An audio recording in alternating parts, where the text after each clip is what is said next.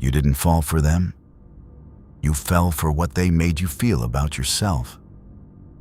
That's the part nobody wants to say out loud, because it's too close, too accurate, too uncomfortable to sit with for longer than a second before you change the subject.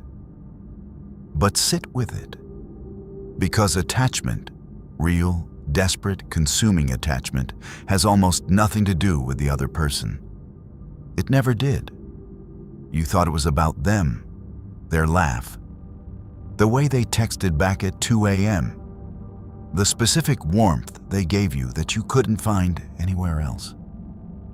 But that warmth wasn't theirs to give. It was yours. You were just experiencing yourself through them. And the moment they left or pulled back or showed you who they really were, you didn't lose them.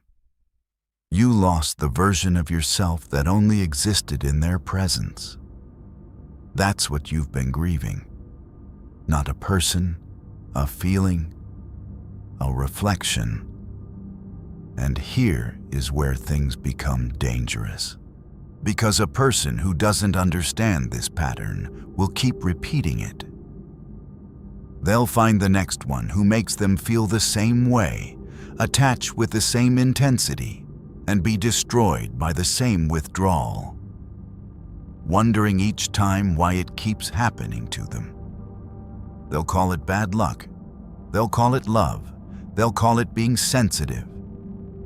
But sensitivity isn't the problem. The problem is something far older, far deeper, and far more calculated than most people realize.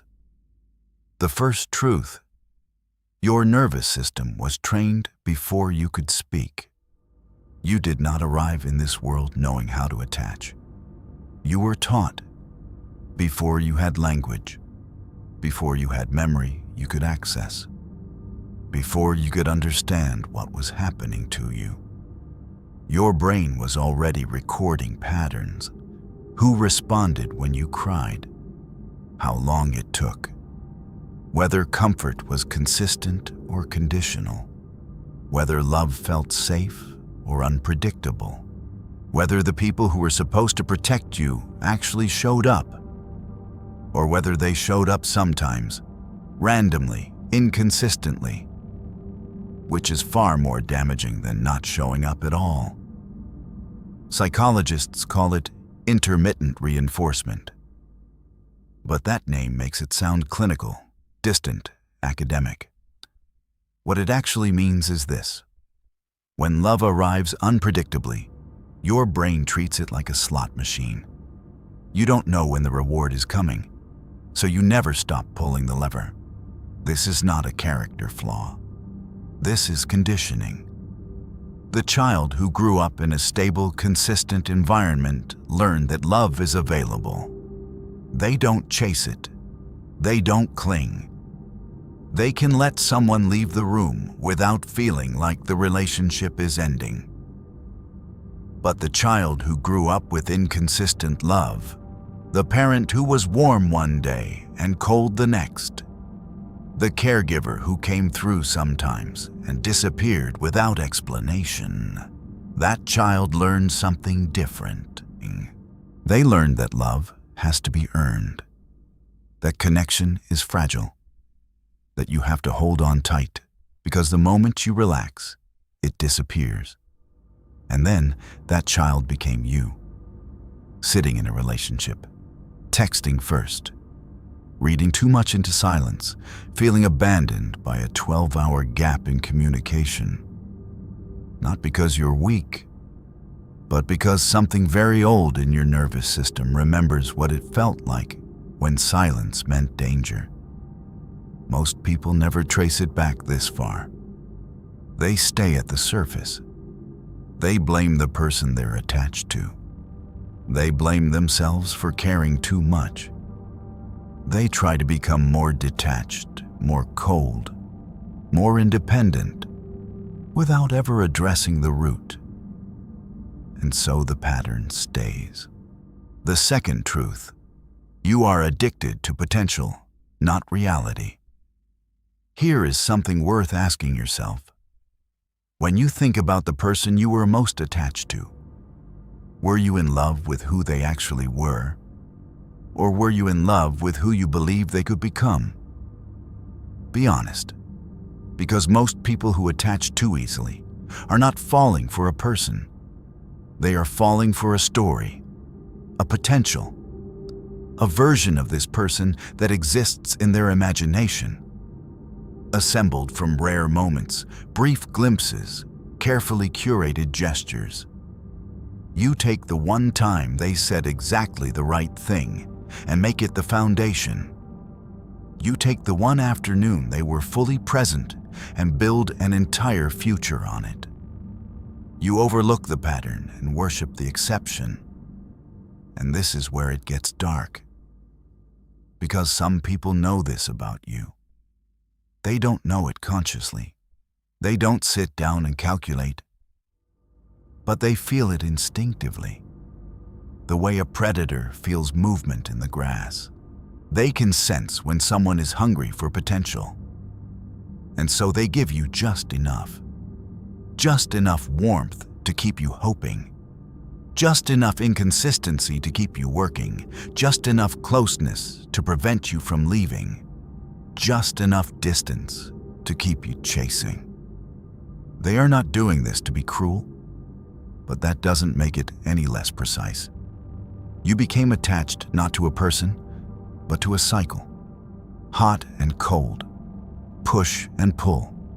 You forever trying to stabilize something that was designed to remain unstable. Because a stable thing doesn't need constant attention. And constant attention is exactly what certain people require. The third truth. Attachment is a mirror, not a window stop. Look at the last person you were deeply attached to. The one who occupied too much mental space. The one who could ruin your entire day with a single message, or the absence of one. What did they give you that you didn't already have? Most people can't answer this honestly, because the answer is, they gave you permission. Permission to feel seen. Permission to feel chosen. Permission to feel like enough. The attachment wasn't about them. It was about what their presence did to your self-perception. When they were close, you felt worthy. When they pulled back, that worthiness disappeared. This is not love. This is outsourcing. You handed a stranger the keys to your sense of self. And then you were surprised when they drove somewhere you didn't want to go. The person who attaches too easily is almost always someone who has not yet built a stable internal foundation. They are looking outside for what they have not found inside. And the tragedy is that no amount of external attachment can fix an internal vacancy.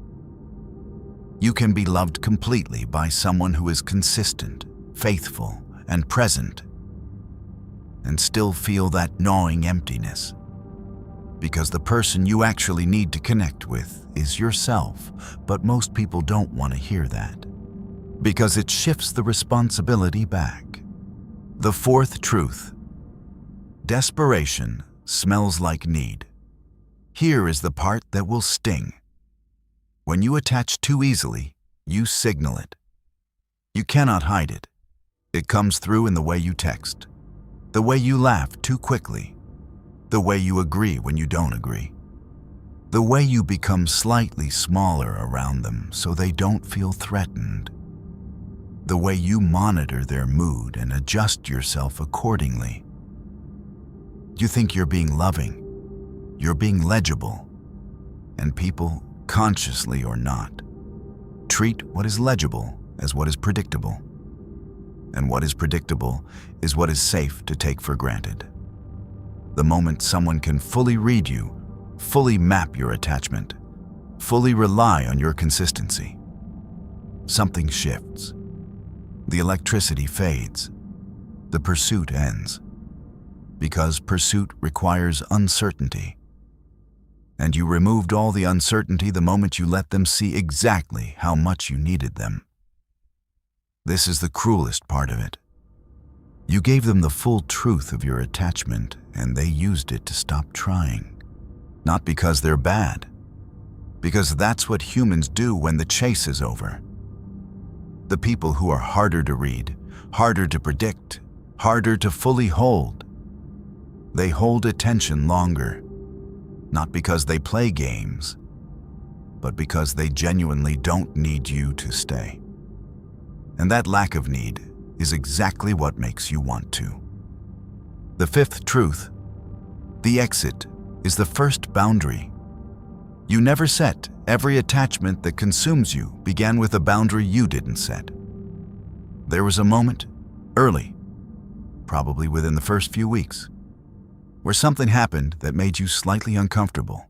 Something small, a comment, a pattern, a silence that went on too long, a preference that was dismissed. And instead of naming it, you filed it away. You told yourself it wasn't a big deal. You told yourself you were overthinking. You told yourself they'd improve. You absorbed it. And that absorption was the agreement. Not spoken, but real. Every time you swallowed discomfort to preserve connection, you trained them. You taught them what you would accept. And then you wondered why the behavior didn't change, why the dynamic never shifted, why you always ended up in the same position, frustrated, overextended, and deeply attached to someone who was never required to meet you equally. Boundaries are not walls, they are contracts. And a person who never sets contracts will always be in debt. The attachment you feel to difficult people is not proof of love's depth. It is proof of investment.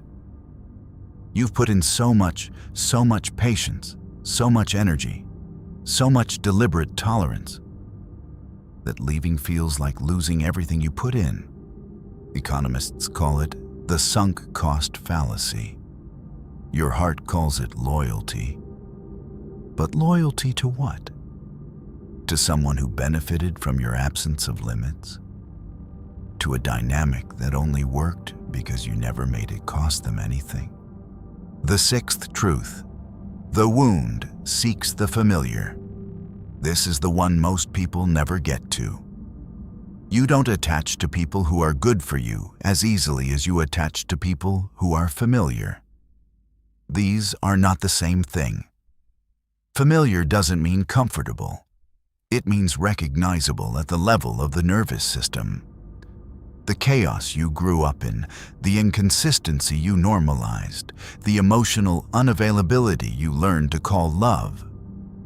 Those patterns feel like home, even when they're destroying you, especially when they're destroying you. So when someone stable comes along, someone consistent, honest, clear, available, they feel almost boring.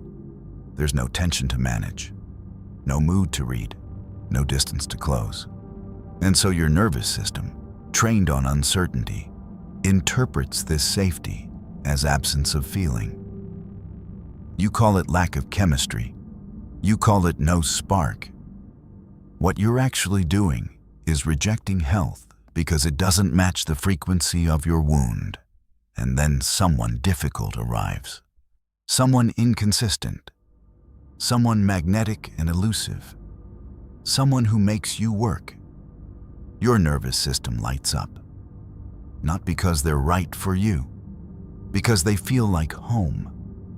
This is how intelligent, self-aware people end up attached to the worst possible partners. Not through stupidity, through familiarity, through the body's stubborn insistence on returning to what it learned first.